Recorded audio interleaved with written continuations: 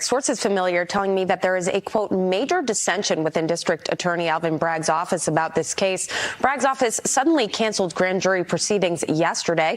Jurors were supposed to hear testimony from at least one more witness. Now, one source also says the DA is having, quote, trouble convincing the grand jury on potential charges due to the weakness of the case against former President Trump. Trump posting on Truth Social yesterday saying, quote, every article I read, every show I watch, even the so-called haters say that President Trump did nothing wrong. There is no crime here. The crime would be if I get charged. Now, those possible charges stem from a $130,000 payment that then Trump lawyer Michael Cohen made to adult film actress Stormy Daniels in 2016 before the presidential election. And House Republicans are expanding their investigation into the Manhattan DA over its handling of the probe. House Judiciary Committee Chair Jim Jordan is calling for testimony from Mark Pomerantz and Carrie Dunn, the former assistant Manhattan DAs who resigned from the Trump investigation in February of 2022. Now, Bragg at the time began raising doubts about pursuing the Trump investigation and suspended it when he came in as district attorney in 2022. In their resignation letters last year, those ex-prosecutors, Pomerantz and Dunn, slammed Bragg's decision not to prosecute Trump, calling it, quote, misguided and completely contrary to public interest. These two individuals who worked as assistants resign, start pitching a fit, start protesting, write a book, and create this pressure on Alvin Bragg from the left. And suddenly he decides, oh, now I'm going to indict President Trump. We want them to come in for a transcribed interview so we can ask them some important questions. And guys, there is speculation charges could be brought against Trump imminently, but sources have indicated that there is a real chance the former president will not be indicted in connection with the case. Your all-time favorite president, me. Whether it's the Mar-a-Lago raid or the Unselect Committee hoax, the perfect Georgia phone call, it was absolutely perfect, or the Stormy Horseface Daniels extortion plot. They're all sick. And it's fake news. They know that we will defeat them, but they're not coming after me, they're coming after you. I'm just standing in their way, and I always will. Today is Thursday, March 23rd, 2023. Breaking grand jury seconds ago just canceled their hearing for today. Panic mode, ladies and gentlemen. Trump probe pushed to next week. Unearthed letter blows up the entire case against Donald Trump. Are we looking for a full exoneration once more? And White House lashes out when asked about Biden's China scandal. Oh man, they can dish it out, but they cannot take it. Tom Fitton joins the show from Judicial Watch, legal expert, to break it all down for us. My name is Benny Johnson, and this is The Benny Show. Yesterday, I had my kids at the park, and I saw the breaking news of a bombshell document that was just dropped. The Daily Mail published it first. A document that fully and totally exonerates Donald Trump from these specious charges being brought against him in New York by this Soros-funded DA. And I said, oh my! Hot tamales, I need to tweet to this immediately. And I'm very, very glad that with one child in one hand, one child in the other, and dirt everywhere, and sticky popsicle everywhere, and we were on the slide, that I was able to tweet that document, and we were able to get it out. And, well, now it's got like 20,000 retweets and been seen by 7 million people. That's why I'm glad I had very dependable cell phone coverage, even in that instance, ladies and gentlemen, because I use Patriot Mobile. Patriot Mobile is America's only Christian conservative wireless provider on all 3 networks. They offer extremely dependable nationwide coverage, and they offer a coverage guarantee. If you're not happy with your coverage, you can just switch to a different network for free, but you will be happy. All of this, plus the knowledge that you're supporting free speech, sanctity of life, and Second Amendment, our military and first responders and heroes, their 100% U.S.-based customer service, makes the switching easy. You can switch for free right now with the code Benny. Go to patriotmobile.com/Benny or call them right now. 878-PATRIOT! patriotmobile.com/Benny. Okay, all right, ladies and gentlemen, we did tweet, probably the first people on the internet to tweet this incredible piece of bombshell evidence in Donald Trump's case. We've been covering it this week. We told you that this case was absolute hot garbage, and now it has been proven true. So let me explain to you what's going on here. We've done all the research. We backed it up, and now we have, ladies and gentlemen, the proof that Donald Trump is not guilty of what they are charging him here with in the district attorney's office of Manhattan. Now, again, I want to state for the record that this case has been completely thrown into the trash by the Federal Election Commission. This case has been thrown in the garbage by federal prosecutors and state prosecutors. They are literally working their way down to like the D and F team on the squad. They're down at the very end of the bench here, okay? This is called a zombie case legally, based on the legal experts that we've spoken with. This is a zombie case because this case was essentially revived back from the dead. And now there is open revolt inside of the Manhattan DA's office as further and further humiliation gets piled onto this case. Okay, so what are they bringing against Donald Trump? What the hell are they charging him with? Ladies and gentlemen, in the year 2006, Stormy Daniels met Donald Trump at a golf event or something. Okay? So they were at a golf event. Donald Trump owns a lot of golf clubs, and Stormy Daniels went in there and they met. This is the only photo of them together. But after that meeting, Stormy Daniels began to shop a story to tabloids about Donald Trump. Now, what does that indicate for you? That indicates that this is going to be a nuisance lawsuit. This is a very specific type of lawsuit that is brought by annoying people against famous or powerful people. Okay? Sometimes these lawsuits have merit. A lot of times they don't. Tom Cruise took the parking spot that I wanted at the grocery store. And now that hurt my feelings. Now I got to sue him.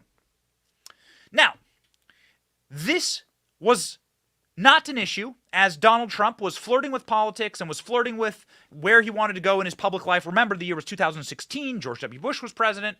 It would be a full 10 years before Donald Trump would decide to run for president. But when Donald Trump ran for president, Stormy Daniels decided once more to try and sell this story. Okay? So Stormy Daniels went and attempted to sell this story. However, in the midst of selling that story, well, Stormy Daniels admitted that she actually didn't have an affair with Donald Trump. Ladies and gentlemen, from 2018. Stormy Daniels on publicity tour says she actually did not have an affair with Donald Trump. And of course, Donald Trump himself denied this. Didn't stop Stormy Daniels from writing a book and trying to make money off Donald Trump. In 2018, Stormy Daniels shares XXX-rated details about alleged affair that she denies and Donald Trump denies. Okay, so just setting this up. It's smutty. It's gross. It happens to famous people. This is what celebrity is. People try and take advantage of you. They try and take your money. And goblins or nasty, soulless individuals attempt to, like, come after you. Okay? So this is normal. This is par for the course for a famous celebrity or a famous person. All right? No doubt Donald Trump has had to deal with this many times before. Maybe there was a system involved. Well, anyway, Donald Trump called Stormy Daniels horseface. And then sent a couple tweets about her. And then Stormy Daniels, well, she sued him. Stormy Daniels went to in case the story isn't already like disgusting to you, Stormy Daniels went to a guy named Michael Avenatti to represent her. Ladies and gentlemen, Michael Avenatti is not a moral man, not a good person. This was Michael Avenatti's media tour. He happened to get booked on Tucker. Huge mistake there. And this is what Tucker Carlson did to him. Michael Avenatti never recovered. Watch. I'm not done. I am not exploiting my client. I'm representing my client to the absolute. So when she wants to get your legal advice, does she have to pretend to be a booker from CNN to get through to you? You know, that's disgusting. Why don't you show what's some disgusting respect? is why don't you show some thriving respect to my client and me and stop calling us a porn star and a creepy porn lawyer? If you've got that big a problem with porn, do you have that big a problem with porn? I'm not making fun of. When's the last time? When's the Slow down. last time you saw porn? Oh, you busted me. Actually, I made humiliation porn. That's why I watch you on CNN. No, but when's the last time you? When's the last time you viewed porn? You're a little creepier even than I realized. Do you have a problem with porn? You're dodging the question that I have asked you repeatedly. Let me ask you a question. Do you believe that people that view porn should watch your show? I'm not even sure what that question means, but I will say this sincerely, that I have never attacked Stormy Daniels. Yes, you have, repeatedly. I think you are exploiting her, as I've said 5 times, and you haven't answered the question, which is, why is it that her life has stalled in your life as you're planning a new career as a politician, and like so many lawyers, you were taking advantage of her. And you pose as a feminist hero because you are shameless and the other channels let you get away with it. But you're an exploiter of a woman, and you should be ashamed of it. So, I mean, we're gonna actually have a seizure saying Tucker Carlson was right on this show. We say it so many times. People are going to lock us up in the mental ward. Of course Tucker was right. Tucker called him out. He was exploiting Stormy Daniels. What Michael Avenatti did was wrong, and Michael Avenatti is now going to serve prison time for it. He's in the middle of the federal penitentiary right now, maybe watching this show. I don't know what the Wi-Fi is like in Rikers Island or wherever the hell Michael Avenatti is. So here's the horrors that Michael Avenatti brought upon Stormy Daniels here. One, he lost her case, okay? So Stormy Daniels got absolutely smacked down by a judge on this case and ordered to pay Donald Trump $300,000, all right? Now, afterward, Donald Trump tweets this about Stormy Daniels, adding a little bit of, rubbing a little bit of salt in the wound, saying, federal judge throws out Stormy Daniels' lawsuit. Great, now I can go after Horseface. Okay? Well, it didn't end there. Michael Avenatti got 4 years in prison, plus another 10 for defrauding Stormy Daniels and lying about his taxes. So Michael Avenatti now in prison. Okay? Just to show you the quality of the people involved in this case, and just to let you know that this is simply a fever dream of the left, and this is a psychosexual obsession that they've had for such a long time, these broken-brain degenerates on the left. Ladies and gentlemen, here's CNN openly telling the guy who's in federal prison, Michael Avenatti, the porn star lawyer, that he should run for president. Yeah, this happened. It's important to remind you that this is where the left is. This is what Donald Trump did to these people. Okay? Instead of taking a sober step back and saying, maybe we have our worldview all messed up. This is actually what they were doing. Literally slobbering and mouth breathing over the prospect of having Michael Avenatti be the president of the United States. Watch. Yeah, I don't know. I agree with you. I don't know if it's a good thing that star power and TV savvy is required for the job, but I think it is. And by the way, I think President Obama also had a lot of TV star power, and that helped him pre-Trump. But Trump is more evidence of this. And looking ahead to 2020, one reason why I'm taking you seriously as a contender is because of your presence on cable news. Ha ha ha ha ha ha ha. Let's make that guy president. These people they're so incredibly broken. They are so incredibly broken. That's what you're seeing here. That's what this entire news cycle is about. It's about people who have been lied to time and time again. Munchausen by proxy is what the left has done to these people. And what they've done is now hang their hat on another potential savior. This time we're going to get Trump. This guy named Michael Cohen. Michael Cohen is a lawyer. He was Donald Trump's lawyer. Michael Cohen is a known perjurer. He is a liar. He's somebody who has lied many, many times under oath. Okay? So Michael Cohen pled guilty to lying to Congress a couple of years ago. Michael Cohen was also charged with making false statements to financial institutions. For this, Michael Cohen was sentenced to prison. His federal sentencing. Michael Cohen is a liar. He is not the best kind of person. He's a very bad kind of person. But nonetheless, he was Donald Trump's lawyer during this whole entire Stormy Daniels tryst. And what ended up happening is he ended up paying Stormy Daniels to go away. Okay, now let me break this down, how this all works. It's actually quite simple. Michael Cohen, as a lawyer, knows that if Stormy Daniels goes to the press, writes a book, goes on TV, gets a documentary made about her, that it will be a big headache for him. And so Michael Cohen, my take on this is that Michael Cohen just said, go away, here's some cash, get out of here. Donald Trump didn't know about it, didn't care about it, and maybe this isn't the first time that Michael Cohen did this for Donald Trump. Who knows? Who knows? Celebrities and billionaires, this kind of stuff happens.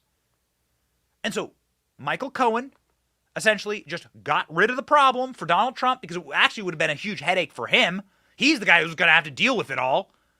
So just go away. Nuisance lawsuit. All right?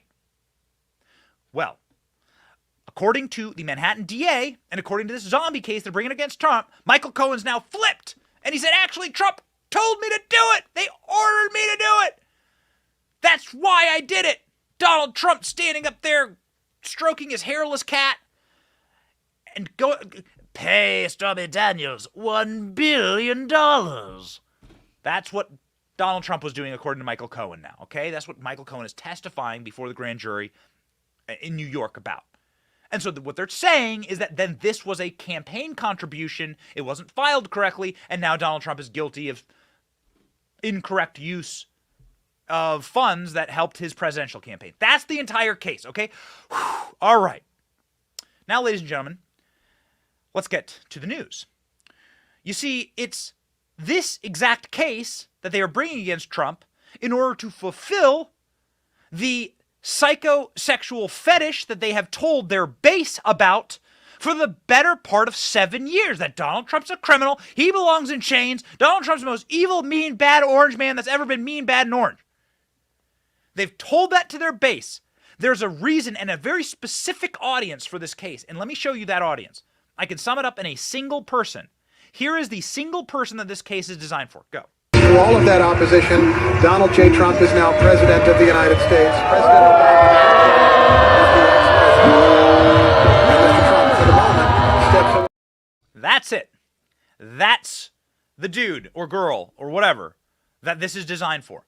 And that is why Morning Joe, I mean, you could like hear them like, oh my gosh, oh, we finally got Trump. They literally yesterday did the walls are closing in. They did it. They did the meme.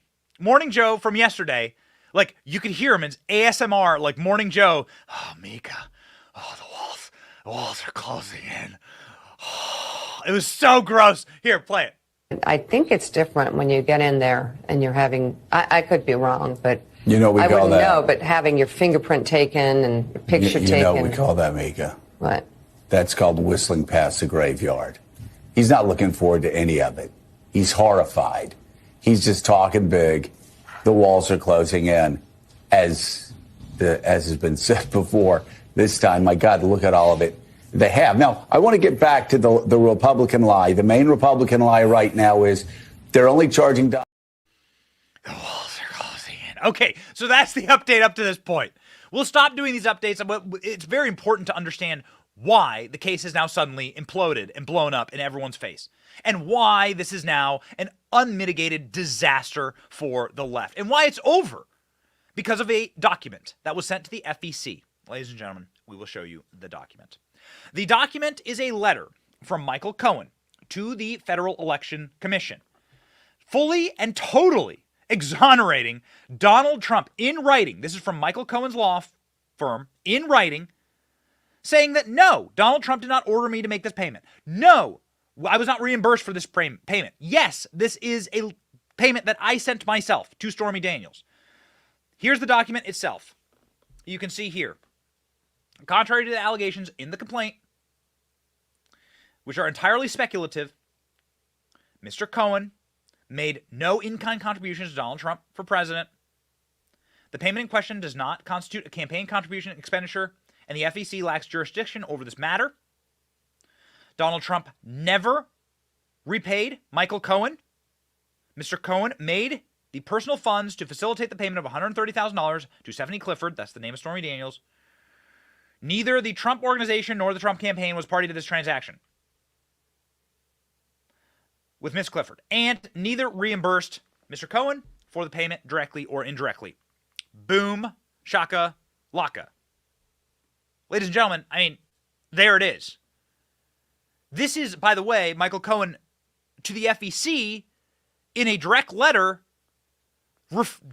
making the opposite claims that he's making to the Manhattan DA. So someone's lying somewhere. Who's lying here? Is he lying to the federal government when he had absolutely no reason to? This letter is from 2018. Is he actually lying to the Fed? He's a lawyer. He's not that stupid.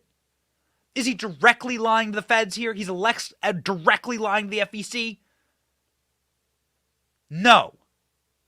Michael Cohen telling the truth here in a letter signed by his attorneys directly to the FEC.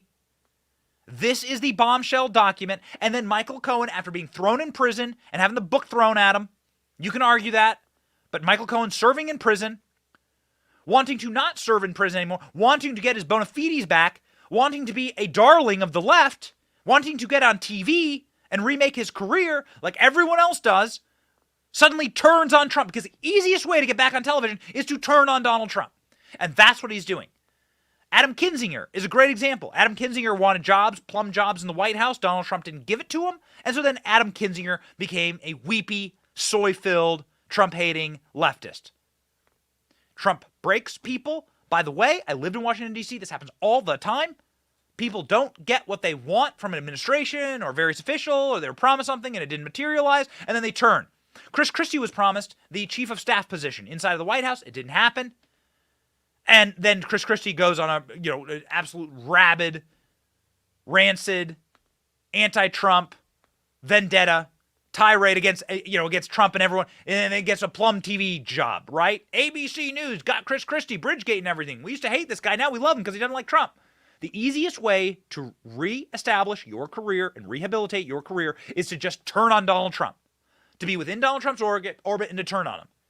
And so that is what Michael Cohen is doing. He's either lying in this letter to the federal government, which means another 20 years in prison, or he's lying right now during the case, when he has all the incentive to lie, to get back on TV and to try and rehabilitate his career. It's one or the other. Use Occam's razor, ladies and gentlemen. And people are. Donald Trump posting on Truth Social about this, saying, oh, wow, look what we just found. A letter from Cohen's lawyer to the Federal Election Commission that is totally exculpatory and must end the Manhattan District Attorney's witch hunt. Cohen admits that he did it himself. The DA should get on with prosecuting violent criminals so people can walk down the streets of New York without being murdered. Yeah, fact check, true, 0 lies detected there. The Cohen letter news is making, of course, massive international bombshell headlines. Man, this case has completely and totally blown up in their faces. Watch. Alvin Bragg canceled the grand jury meeting that was scheduled to happen today, investigating Trump's bookkeeping.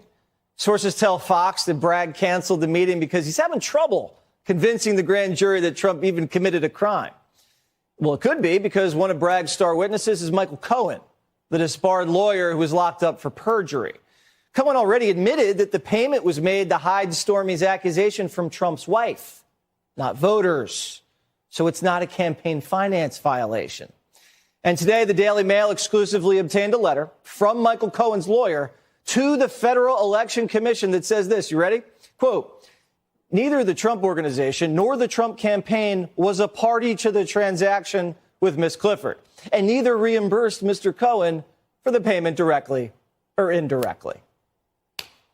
So Cohen said Trump had nothing to do with anything. That's case closed.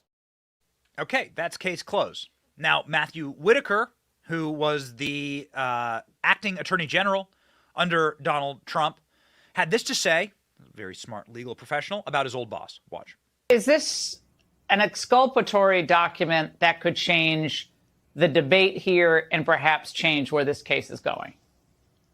Yeah, it's good to be with you tonight. And I think it does two things. First of all, it gives Monday's witness, Robert Costello, a lot of credibility because that's what he's saying and has been consistent throughout. And now Michael Cohen has been on both sides. And as you know, prosecutors love to ask, were you telling the truth then or are you telling the truth now? I think it really is giving the prosecution team pause when they think about putting this not only in front of the grand jury and trying to get them to vote to indict President Trump, but ultimately in front of a jury trial and what those 12 citizens will think with this evidence.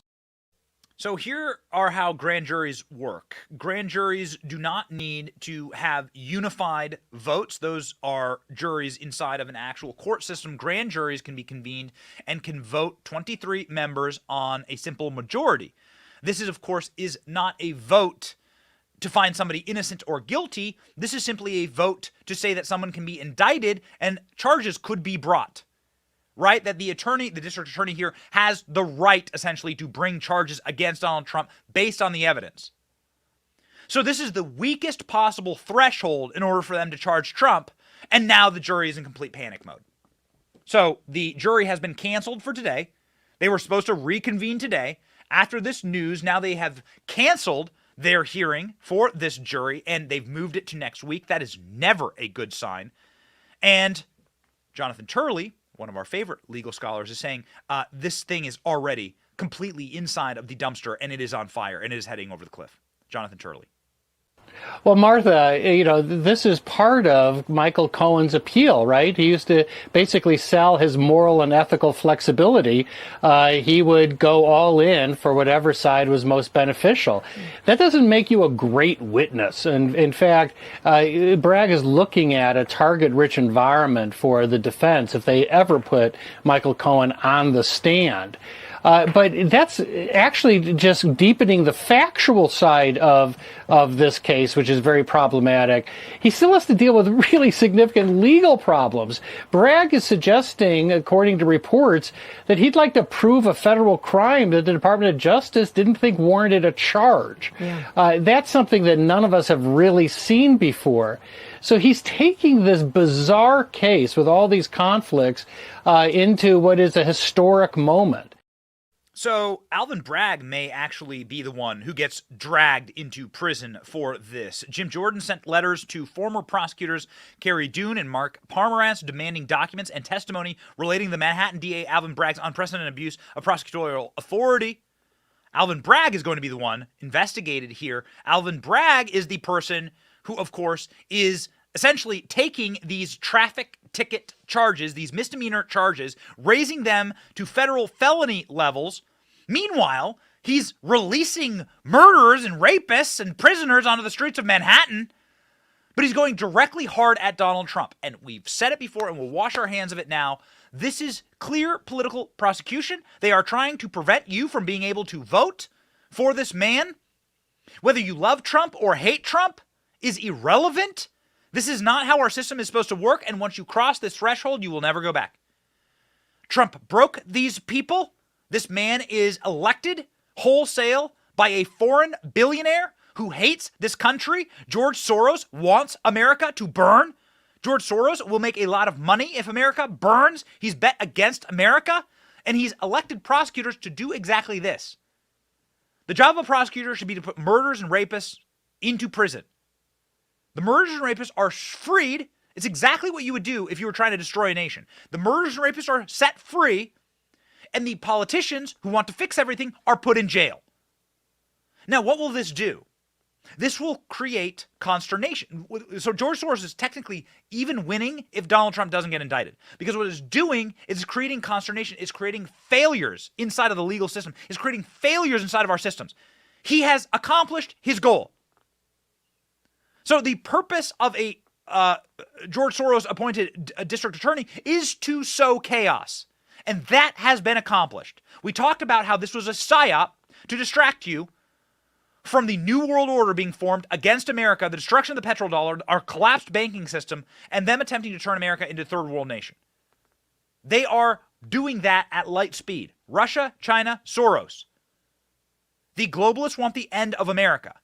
America has virtues and ideals and people who cannot be controlled, will not be slaves, and they must break us.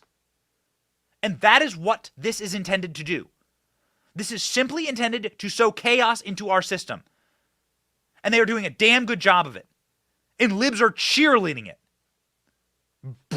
Mouth breathing it. They're useful imbeciles. They are agent provocateurs to some of the most evil people in the country, and they are trying to distract you from the big issues, the real criminals, the real crimes, and then to put innocent men in jail. And they know by doing that, even by just the prospect of this happening, they have damaged the systems enough that you'll never trust them again. They did this during COVID with Dr. Fauci and the science. That's the goal. And that's how you destroy a nation as strong as America. You never defeat America militarily. Every single household in this country is armed. There's 500 million guns in America. You would never defeat America man to man. If you were to march through it, you have to collapse our systems. You have to demoralize the people. This is classic communism. This is how communism takes place. People don't ever vote for communism. Communism happens out of chaos and bloodshed and destruction of systems. That's how it happens. The communists would have never been able to win in Russia if there hadn't been a war, if there hadn't been a weak monarch, if there hadn't been a destroyed political system and a destroyed faith in the people who are supposed to be protected by those political systems. That's how communists took over in Russia. And they're trying to use the same playbook here. No one ever votes for communism. It happens by force, years of eroding a system, and years of demoralization. So Republicans are trying to stop that here. Jim Jordan saying, we are trying to stop that here. We are trying to reestablish people's faith in the judiciary and checks and balances. And that's why we want to bring Alvin Bragg in and charge him. Watch. Well, I think Alvin Bragg may be going back to what he initially thought when he first won the job, which was he shouldn't bring this case. So I think in the overall picture, Sean, the fundamental question is, what changed? We know the Department of Justice wasn't going to bring the case. As you said, the previous district attorney, Mr. Vance, wasn't going to bring the case. When Alvin Bragg gets elected as district attorney, he's not going to bring the case. And then the only thing that changes between then and now is President Trump announces he's running for president. And most importantly, I think, Pomerantz and Dunn, these two individuals who worked as assistants, resign, start pitching a fit, start protesting, write a book, and create this pressure on Alvin Bragg from the left. And suddenly he decides, oh, now I'm going to indict President Trump. I think that's the key thing. And so that's why we're sending letters to Mr. Pomerantz, Mr. Dunn, and we want them to come in for a transcribed interview so we can ask them some important questions. Marjorie Taylor Greene is turning up the heat on Alvin Bragg. Now it's time to arrest the Manhattan DA, says Marjorie Taylor Greene. Arrest him for prosecutorial misconduct. After hiding hundreds of pages of exculpatory evidence, Bragg is on the verge of indicting an innocent former President Trump, top presidential candidate against the opposing ruling party. Correct. This is the election meddling they warned you about. This is the election interference they warned you about. Bragg is breaking the law and trying to incite civil unrest with Soros-funded political war. Hold him accountable. Correct. Zero lies detected from Marjorie Taylor Greene as ever. Ladies and gentlemen, this entire article shows you how the case is falling apart from inside of the office. There are still good prosecutors, even if these people are leftists or Democrats or Joe Biden voters. They still care about their profession. They don't want to be humiliated. Alvin Bragg is struggling to convince grand jury to charge Trump. Questions grow over whether Manhattan DA canceled session because he's having problems with a weak case and chaos in his office. Now, we made a number of phone calls to friends in New York. We've been speaking with some of the higher-ups inside of the Trump campaign. Trump's personal lawyer will be joining us tomorrow, so we're very excited about that. But ladies and gentlemen, the higher-ups inside of the Trump campaign are like, listen, this entire office is in chaos. Alvin Bragg's office is in open revolt against him because nobody wants to be embarrassed. Like this. Watch. Two sources familiar tell Fox News Digital, though, that the abrupt cancellation of today's grand jury proceeding comes amid, quote, major dissension within the Manhattan DA's office. One source claimed that Bragg is having trouble convincing the grand jury of potential charges due to the, quote, weakness of the case. Bragg has been under intense political pressure from both sides of the aisle to drop this case. Republicans have called this a politically motivated witch hunt and are demanding that Bragg testify to Congress about the possible indictment. Some Democrats have expressed concern that this particular case isn't strong enough and could undermine other legal cases Trump is facing, and even concerned that an arrest could elevate Trump politically. Trump is said to be facing the possible charges of falsifying business records for labeling a $130,000 hush money payment to adult film actress Stormy Daniels as legal expenses. The charge could potentially be elevated to a felony if Trump is found to have falsified these records with the intent to conceal a violation of campaign finance law. Trump says that he has done nothing wrong. Now, if indicted, Martha, Trump's arraignment was set to take place here in New York City next week. But now with this abrupt cancellation, the timing and really everything is now up in the air. So I've worked in New York for a number of New York-based media companies. I have a number of friends in New York that do security and or police work. I've traveled to New York many, many times for my work and career. Done this my entire life. I did a couple of phone calls yesterday, and here's what I heard. New York law enforcement sources tell me that Alvin Bragg's district attorney office is on life support after Bombshell document utterly atomized their case. Total chaos in the ranks, career prosecutors in open revolt, public humiliation, and resignations soon. It's not looking good for Alvin Bragg. Trump, on the other hand, is looking very, very bullish. Not only are his polls going through the roof, but Donald Trump says he wants to appear in handcuffs if he's charged in New York. Trump is calling their bluff. He's saying, cuff me, coppa. Come on. Find a cop that's going to arrest me. Former President Donald Trump has reportedly said that he wants to be hauled into court in handcuffs if he's slapped with the unprecedented charge of hush money. Donald Trump knows. This is going to be like a rocket ship for him. If he gets put in handcuffs, Chris Rock said this weekend at a fancy pants DC gala with Nancy Pelosi in the audience. Chris Rock says, "Are you stupid? You're going to turn him into Tupac if you arrest him." Trump 76 told advisors of the plan, saying that if he goes through the ordeal getting arrested and arraigned, he'd prefer making a spectacle of it, according to The Guardian. The ex-president, seeking the Republican nomination for a third White House bid in 2024, also wants to avoid any special treatment that could make him look weak. So Trump is saying, put me in cuffs. Donald Trump spins tunes at Mar-a-Lago the night he said he'd be arrested. Okay. This, according to the New York Post, as in the indictment looms, Donald Trump is still DJing at Mar-a-Lago. Former president was at his Palm Beach, Florida club. Same day he had predicted that he'd be arrested, surrounded by supporters, fist pumping and giving the thumbs up. He had a political dinner with a couple of pals. Donald Trump was deep in serious conversation. He looked with other political advisors. Meanwhile, the source says Trump couldn't stop smiling as he played Maria from West Side Story and Phantom of the Opera and the chorus of Hallelujah, which had people scratching their heads as to what he meant. Okay. I have PTSD, actually, from listening to so many different Trump rally playlists.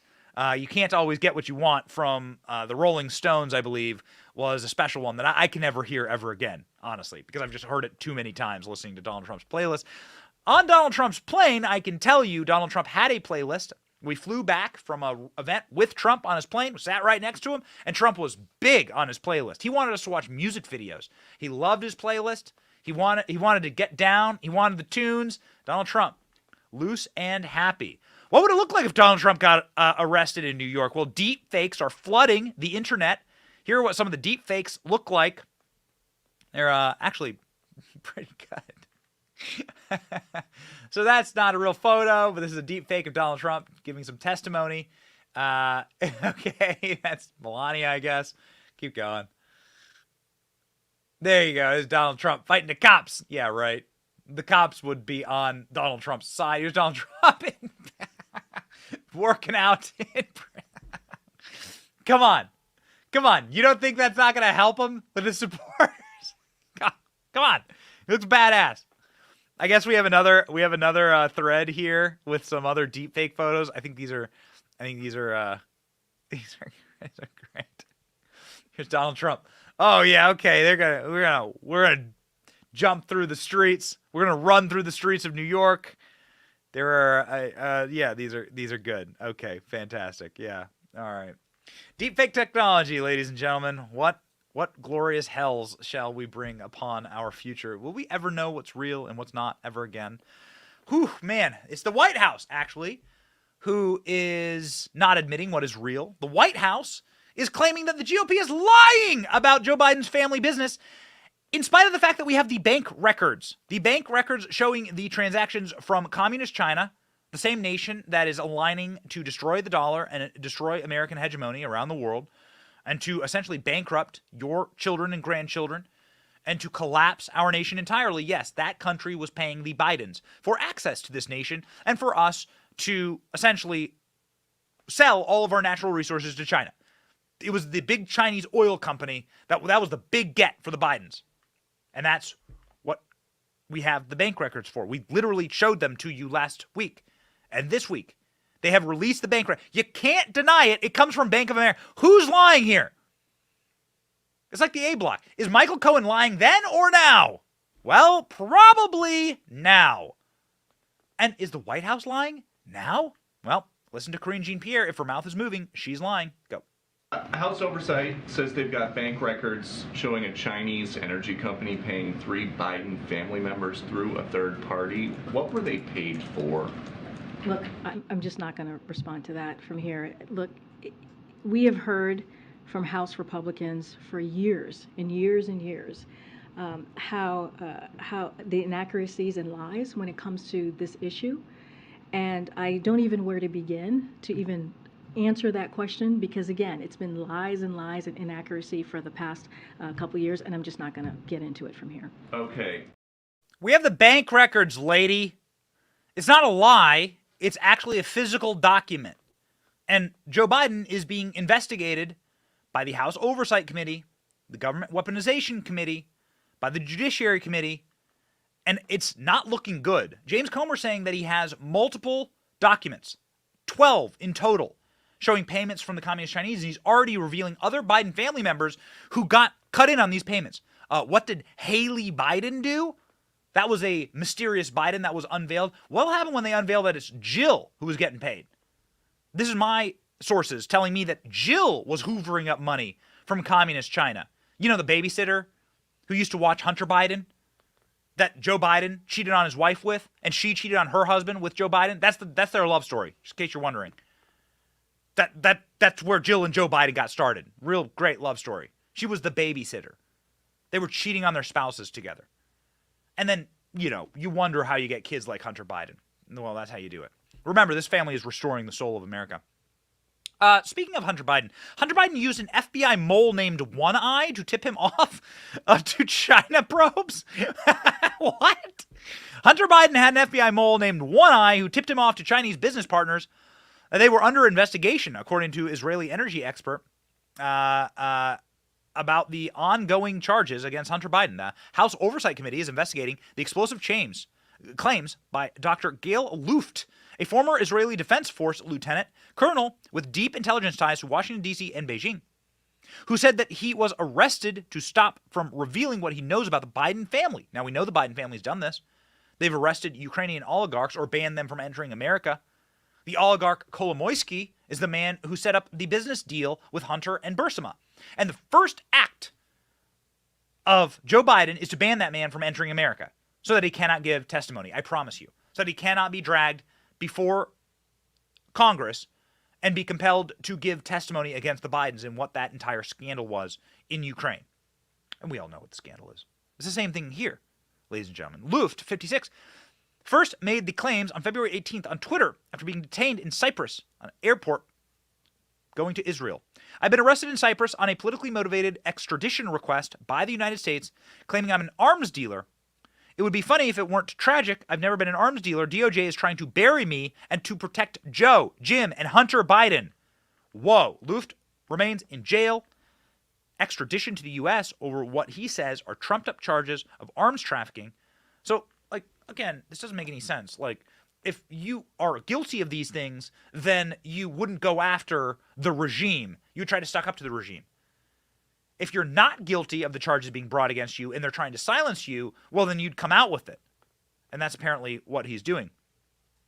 So through an American lawyer, Luft said he tried for 4 years ago to inform the DOJ that a Chinese state-controlled energy company, China Oil, as we've called them, CEFC, had paid hundreds of thousands of dollars a month to President Biden's son and $56,000 to Joe's brother in exchange for their FBI connections.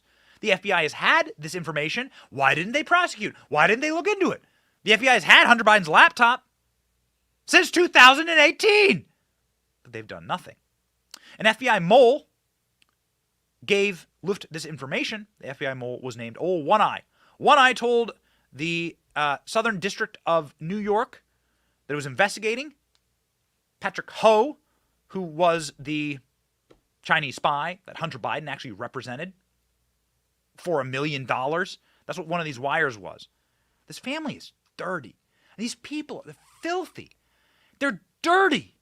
It's like the scene out of The Departed when Leonardo DiCaprio's in the back of the car and he's like screaming at Martin Short. He's like, why don't you just book this criminal on any of the million charges, the million felonies we've watched this guy commit? And then you find out that he's being protected by the feds. That's the story in Departed. Sorry if I spoiled it for you. It's a great movie, Martin Scorsese movie. And that's what's happening with the Biden family right now. You could watch the open criminality, and that's why this is all designed. It's all designed to make you feel crazy. So Donald Trump is being charged with a total non-crime right now in New York, a zombie crime that not even the federal government or the FEC has decided to charge him with. They're resurrecting this thing to go after Trump. And here are the Bidens, according to Marco Polo, with hundreds of verifiable felonies under their belt. Nada. Nothing. Where's that Hunter Biden investigation? That's been ongoing for like 20 years. Where the hell is that? Why haven't we seen any movement on that? Where's the Durham report? Where is this stuff? Man, ladies and gentlemen, evil moves at light speed. Evil moves faster than good. And evil is making big moves now. And we need good people to stand the gap. And that is why we are proud to be joined right now by a very good person, Tom Fitton, the president of Judicial Watch in Washington, D.C., who could maybe answer some of these burning questions for us. Ladies and gentlemen, welcome Tom Fitton to the show.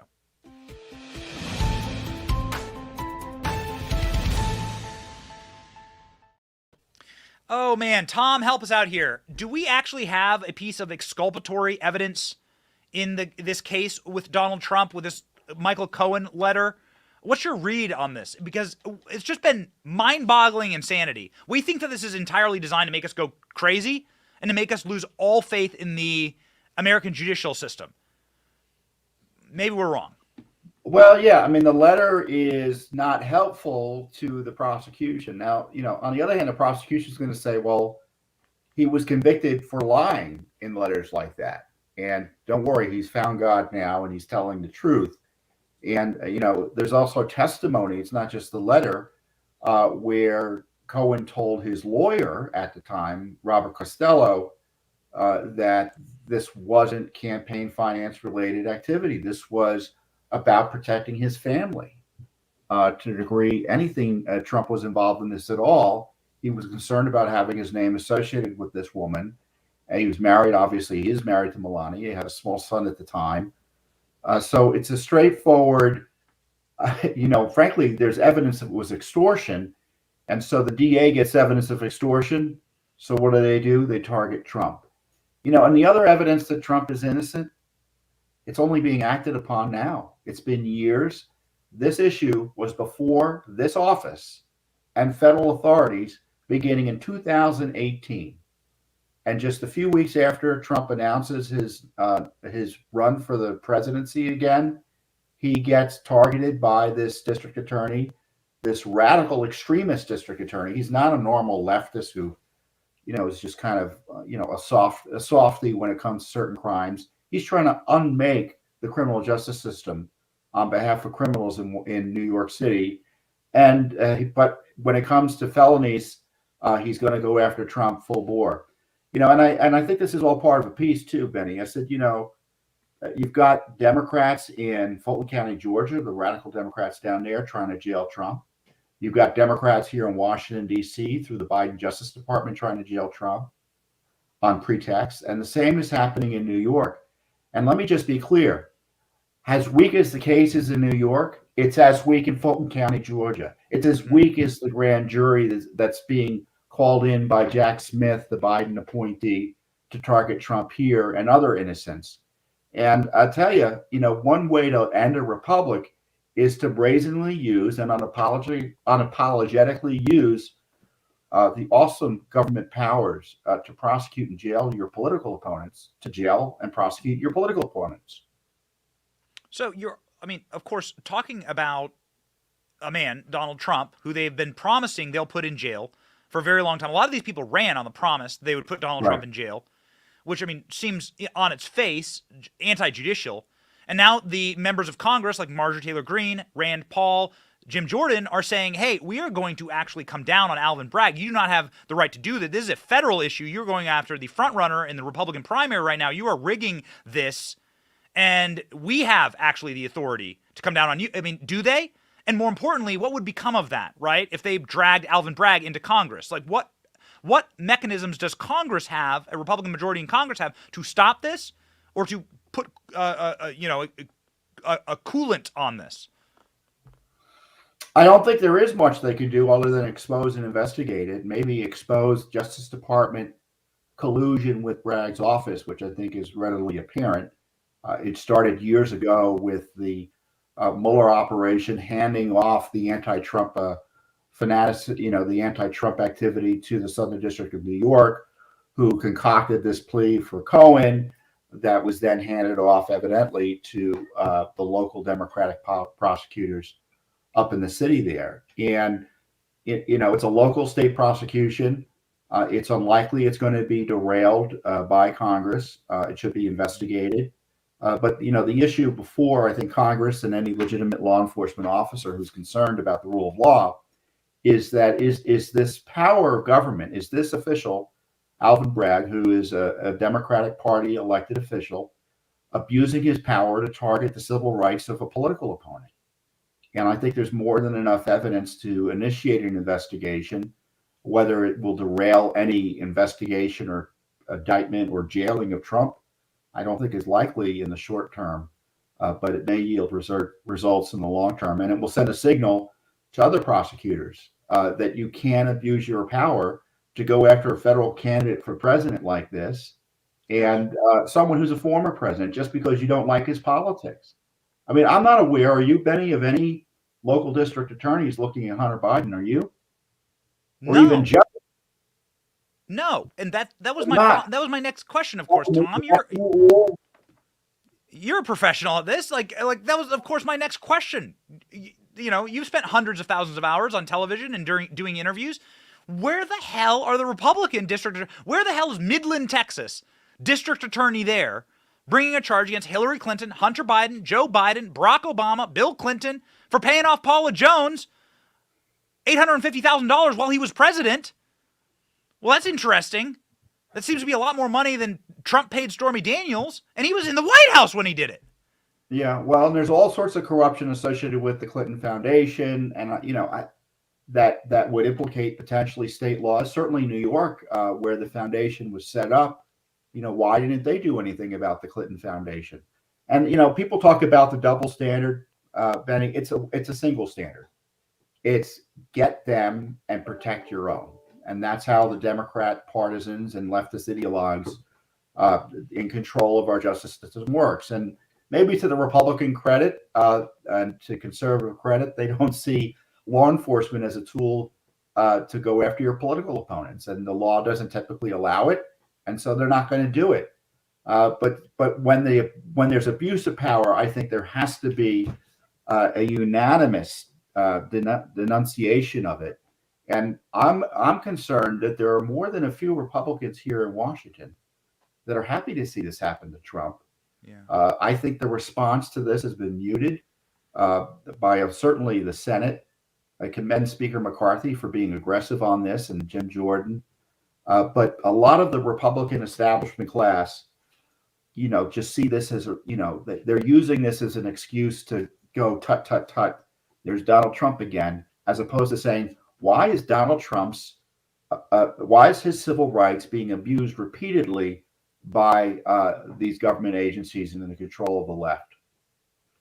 So, a lot of these attorney generals in red states. A lot of these legal professionals. It would be hard to become a prominent legal professional without the blessing of Judicial Watch, one of the best organizations in the country. I wouldn't go that far. Well, everyone loves you, Tom, and everyone loves your work. And you're a legend, and you know it. You're a living legend in your own time. And what you've brought to light has been really, obviously important over your long and storied career here. And so everyone's fans of Judicial Watch. You know all these individuals. You know them far more than I do. Maybe you can answer. Why don't DAs that are from red states, from Tulsa, Oklahoma, go after Hunter Biden? And clearly there are laws being broken. They were selling natural gas to the Chinese oil company, right? That comes out of Texas, that comes out of Oklahoma. Why aren't Texans and Oklahoma Republican officials bringing charges against the Bidens, opening up these cases? Yeah, well, there's the big if there's a legal basis for doing so. So let's say there is one. And, my experience with even folks who are friends of the movement and want to advance the rule of law is that it's fear-based decision-making. And fear-based decision-making usually gets the results we're seeing, where Trump gets impeached twice, and we can't even get the Republicans in Congress to talk about impeaching a cabinet official, let alone Joe Biden. I mean, given the information that came out last week, why isn't there an impeachment inquiry? I mean, I think it's in many ways, it's about it's a failure of nerve, and they've made the political decision, and this I think is widespread in the party, Republicans, that scandal politics and scandal investigations never work out, and they are politically harmful, so they're not going to do them. And to the degree they do them, it's forced and grudging. So you don't see any. I think the House, there are some folks there who have a different view on that. I see they're much more aggressive. Comer, I think, is doing some good work.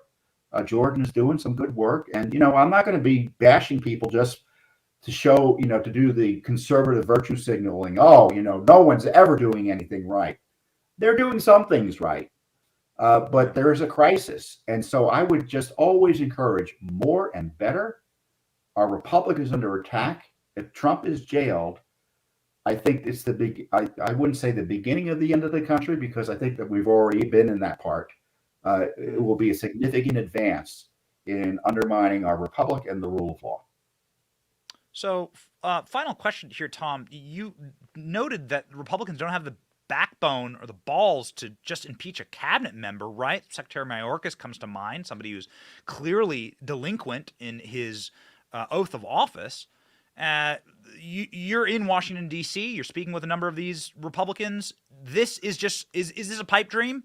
Is this something that's not going to happen based on your take? Yeah, I don't see impeachment. I'd be happy with an impeachment inquiry of Biden.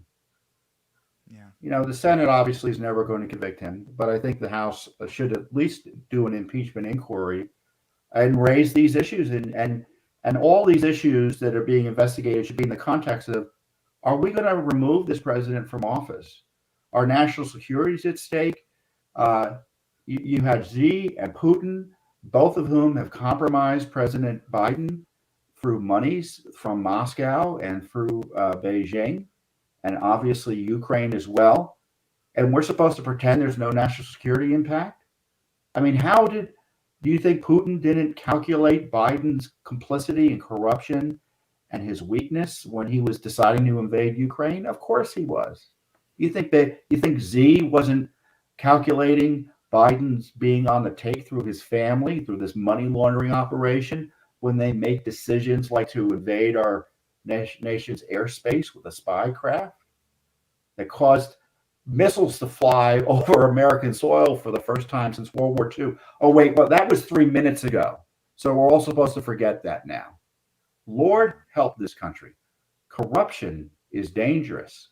It's not just dangerous to the rule of law. It places the nation at risk when our highest government officials are credibly implicated in this awful corruption that I think Biden is clearly implicated in. Yeah. Weak men create hard times, and clearly you are only ever one leadership class away from the chain breaking. And so, yeah, Lord help this country. I think we do need prayer. I absolutely do. Thank you, Tom. Where can people find your incredible work? Well, we're on all over social media. You see me there on Twitter. Judicialwatch.org talks about all of our lawsuits that have uncovered a lot of what we're talking about under the FOIA and suing the government when it commits misconduct. And, I encourage people, Benny, to share the word, share the documents, right? Mm-hmm. Obviously to support us. But this is more than just a group. It's a movement. We gotta take back our country in terms of turning out and exposing and holding accountable those who are stealing our birthright through corrupt acts. Yes, that's right. As somebody who has young children, it really scares the hell out of me.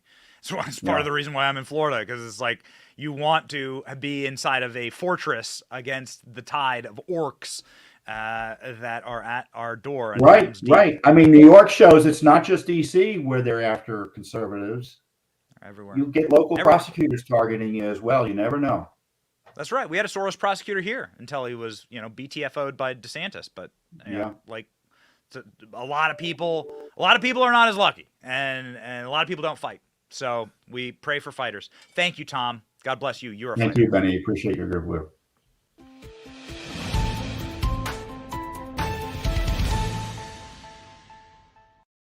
So, ladies and gentlemen, if you wish to cry for our nation, don't. We are not black-pilled here. We are white-pilled. We shall save this place, and that's why we do this show.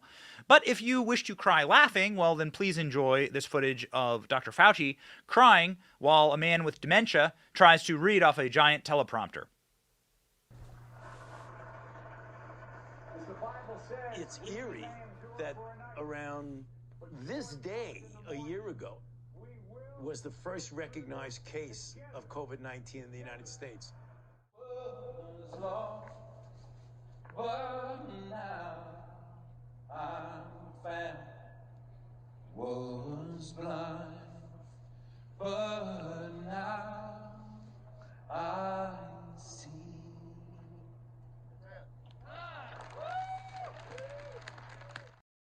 Oh, it's so beautiful. The guy who showers with his own daughter is getting elected president. It's so great. The guy who cheated on his wife with his babysitter and then helped his crackhead son get out of prison multiple times while locking up a bunch of young black kids. He's president now. It's great. Oh, he beat Corn Pop. Oh, it's so cringe. It is deeply, deeply cringe, ladies and gentlemen. About as cringe as Joe Biden's approval rating. Approval rating stuck at 41%.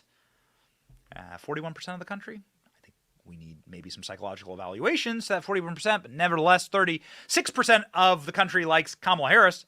As they gear up for their 2024 White House run. Here's a question. Why haven't they announced? I was wondering this the other day. Like, what? It's like 18 months to a general election. 18 months to the 2024 general election. Time flies, man, in politics. Why hasn't Joe Biden and Kamala Harris announced? Well, that's a little strange. I wonder, what do they got cooking up? My thought on it is that Joe Biden has a grudge against Donald Trump, and if Donald Trump runs, Joe Biden will force everyone's screaming at Joe Biden to drop out. He will do it. Joe Biden has hubris. Joe Biden thinks he can beat Donald Trump, and so Joe Biden is waiting to see what happens here, okay? But what do the polls look like right now? Well, according to IA polls, 538, Trump is defeating Joe Biden by a massive amount, 6 points right now. DeSantis also beating Biden by 1 point, a net 8-point swing towards Trump from the February 19th poll. So great job, guys. Great job. Put Trump in jail and then watch him win. Could he run from jail? Boy, you want a 40-state landslide, try it. So, new Monmouth poll showing Ron DeSantis absolutely crushing as well amongst Republican candidates that are being floated for the position. Donald Trump with 41%. In a new Monmouth poll, Donald Trump has gone up by single and double digits in his approval rating from the right since the beginning of the year. So in the Republican polls, which is all that matters, actually, because all that matters is Republicans in states like Iowa, New Hampshire, South Carolina to start giving someone momentum that cannot be stopped. That's how Donald Trump won the first time, even though Jeb Bush had hundreds of millions of dollars and so on and so forth. So it is essentially a two-man race, but there's a lot of ground to be made up here, ladies and gentlemen, if you want it to be a competitive two-man race. But once again, the Iowan inside of me says anything can happen. So let's keep going, and we'll keep covering this. And it is, of course, the most important story in America because it determines the fate of this country. I mean, we are run by complete imbeciles that really do want World War III. They want nuclear war. They want to feed your children into the wood chipper of another European war. They can't help themselves. All these people were born during World War II. It's like amazing. George Soros, World War II. Joe Biden, World War II. Nancy Pelosi, World War II. Chuck Schumer. All these people were born literally while the beaches were being stormed in Normandy. They're obsessed with European wars and spending our blood and treasure on them. That's the fall of empires. That and Afghanistan. So let's not be led by imbeciles any longer, ladies and gentlemen. But when you look at your leadership class and you say, wow, we're doomed, the answer is no, we're not. Here's your white pill for the day, your Bible verse of the day from Psalms. My flesh and my heart may fail, but God is the strength of my heart and my portion forever. There's going to be testing. In the coming days, there's going to be testing. There's going to be times and trials, especially for believers. We are promised that.